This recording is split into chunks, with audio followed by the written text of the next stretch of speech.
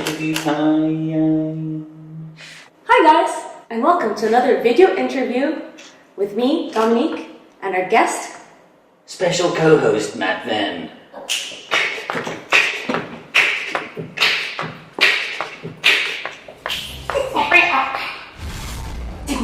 Dygma Rays. Dygma Labs. Dygma Lab Rays.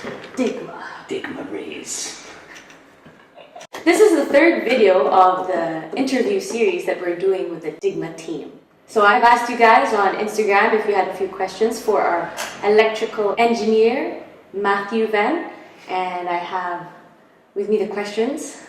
Matt, would you like to answer them? Yeah. Okay. Is it hard to find a job as an electronic engineer? No, it's easy. It's easy if you're good.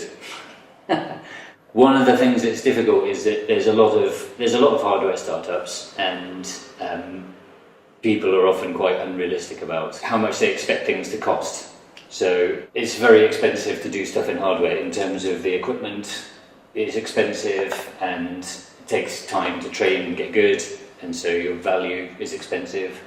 And then when you're actually building stuff, components and PCBs are expensive, so the whole thing is more expensive than a lot of people think. So if you want to get started, then I would probably recommend applying at a low level position in a big company and learning off the professionals there, and then later do stuff with startups if that's what you fancy. Cool, good advice. How do you think your process has evolved as you've solved problems with the rays? Well, this is quite a good example. I have one of these for all of the boards now. This one's for the Hubble, and I didn't think it was worth making them at the beginning of the process. I thought they were just a thing for the factory, so it was easy for the factory to program the firmware, but actually they're super handy to have. They make programming easier, and because it's not just for programming, it also does a lot of measurements. So, for example, when we did all the DVT, as well as programming all the firmware, we were checking the voltage on the voltage regulators and the LEDs and the magnet sensor, pretty like everything on the keyboard we were checking to make sure it's working and then recording all that information. So it's a good regression test. So in software, a regression test is where you have a bunch of tests, and if you make a change, you run your tests, and then if your change broke other stuff, which is really common, then at least you know about it. You don't ship a buggy program. And you can do something similar with hardware. So if you've got a test jig like this, and you can just put the Hubble in, press the thing, press the button, and it runs all the tests, then it quickly tells you, oh, you forgot to solder the regulator in, and then that saves you 2 days of messing around because you just forgot this one component, and then you don't think to check it. So it's quite handy to have. Yeah, so if I was doing it again, I would make these right at the beginning. I wouldn't wait. Good advice again. So many good advices. Next question. Will there be onboard memory and profile switching? I think we've already... Yeah, we have 256K, which is tiny compared to an 8 gig memory stick. So it's quite big for a small microcontroller. So it's enough room to store loads of different layers. At the moment we don't really have profiles, we have like a number of layers that we can choose from to configure.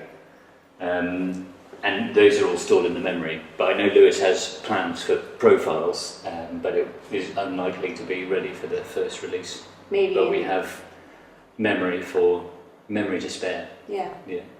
I don't know if you guys are aware, but we are working alongside Keyboardio, which is another hardware startup that makes keyboards, and they've done a huge amount of work on the firmware and the software that we are leveraging. And they were going with another chip, and I saw early on they were having problems with memory, so one of the first things I did when I was choosing the chip was to choose one that had tons more memory than that one, so not a problem. What has been the most difficult programming part of all the process? Probably the bootloader that we were talking about earlier. Oh. Yeah. So I still don't have a great way of explaining what a bootloader is. If you don't have one, it means that after you upload the firmware once to the microchip, The chip on the back is what does all the work. So that we load the firmware onto that, and that does all the coordination. We could load some firmware in the factory on there, but then if we found a bug later or we made new features, you wouldn't be able to upload the new firmware. So being able to upload the new firmware, you have to have some little, even smaller bit of software on the chip at the beginning, and you can enable that in some way, and it comes to life, and then it takes commands for you to be able to replace the firmware. So we've got a few things we can do. We can double click the button on the back, or you can send a command from the computer when you press a key, or you can use like a test jig. So this kind of thing is fine for development in the factory, but it's not cool for consumers. So you need to have the bootloader, but the problem with developing and working on bootloaders is that it's super small and space is critical, and it's difficult to debug it. So normally you can use one of these things to debug what's going on, but the bootloaders being what they are, they're a bit harder to debug, so if you have a problem it's much more difficult to work on. So we have a bootloader for here, and we've also got a bootloader in the sides. And that's what you're currently working on now that's the most difficult? Well, we've just discovered a problem with the bootloader on here, and I need to validate that it's not going to be a big issue. So yeah, never ending. Never ending. This is an interesting question. Why did you want to help this company? Because I thought there was going to be a shit ton of stuff that I would learn, and I was dead right about that. So much. You learn a lot of things. Yeah, loads. Too much, too many things. Sometimes it feels that way. Yeah, well, that's part of the process. Yeah. How do you do your hair? It's natural. Oh, really? Yeah. All natural? All natural. Okay. No products. No products, guys. Keep it real with the natural hair from Venn Incorporated. What kind of testing do you perform with Dygma Lab systems? I guess the testing training. Wow, this is coming back to the questions again. Yeah. So we have a program.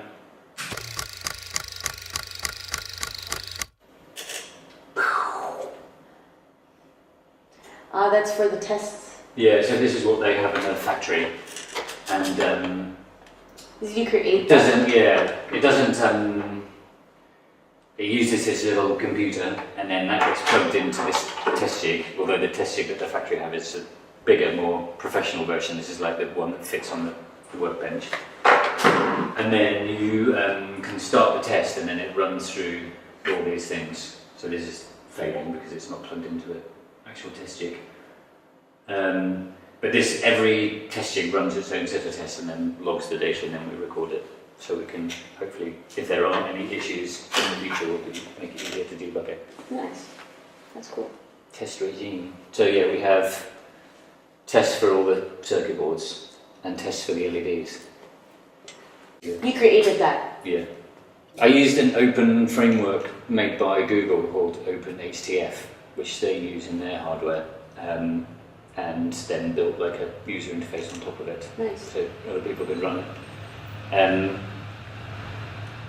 A few people say that the testing and the test jig is like the products behind the product. So it's almost as much work to design the test jigs and the test protocols and the instrumentation for the tests and programming for the tests, and then capturing the data and making your test jig has to be more reliable on the product that you're selling, because otherwise, if the test reports a fail, is it a fail of the product or the test jig? Yeah. So in some ways it's harder making the test jig than it is. It's actually more important. Yeah, in some ways. So it's definitely easy to underestimate the amount of time you need to do testing properly. Awesome. Well, that's why we have you, Matt. That's why we have Matt, always and forever. Always and ever. What are your favorite switches to use on Rays? Oh, good question. I've just transitioned. I've always hated linear. Ooh. I like some kind of tactile, and I think I was using Kaiwa bronze and now I'm using browns, which are clicky. You were using copper, Oh, now copper. you're using bronze. Yeah, okay. So I like them both, but I am quite enjoying the clickiness. So yeah, it's cool to try them out. Yeah, I agree.